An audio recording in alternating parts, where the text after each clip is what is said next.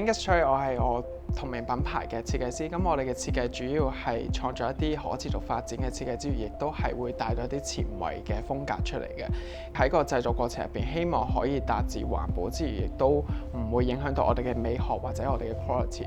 近年就會比較 focus 喺上海啊、London 啊，甚至係香港嘅唔同 fashion week 去表達我哋嘅作品啦。咁我哋見到有好多唔同嘅 market，例如係英國又好啊，甚至係美國，都係會有更加多人去認識到我哋嘅品牌，甚至係韓國定係日本嘅 customer 對我哋嘅 product 都有好大嘅興趣。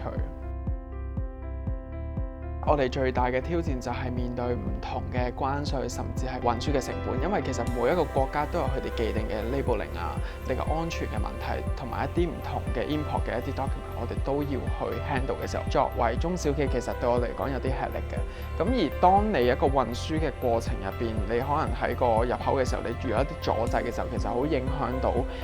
我哋嘅客戶消費者係對我哋嘅品牌嘅信心。我哋希望可以係透過 DHL 嘅一啲service 去解決到呢一個問題。DHL 絕對幫咗我哋好多，因為例如佢嘅 My Global Trade Service 咧，佢當中有好多好明確列明譬如唔同地方嘅一啲關稅啊、一啲運費等等，其實我哋可以即時知道嗰個估價，咁令到我哋喺安排將件貨品去寄去唔同嘅國家嘅時候，係會增加即成個流程會快好多。咁同埋我覺得 DHL 佢俾到一種好好嘅安全感俾我哋，就係佢可以確保我哋嘅貨件係最好嘅 condition 咁樣去運到去我哋嘅 customer 手中。同一時間我都好欣賞 DHL 嘅 Go Trade 嘅一啲 program， 因為佢係會透過唔同嘅 workshop 同埋 seminar 去 support 到我哋一啲中小企去點樣去 expand 我哋嘅 market 去到 global 嘅一個地方咁樣。另外我哋都會用 DHL 嘅 Go Green Plus 嘅一個 service， 就係令到我哋可以喺運輸嘅過程入邊減少碳排放。咁其實同我哋本身作為一個可持續發展嘅一個品牌，其實係不謀而合。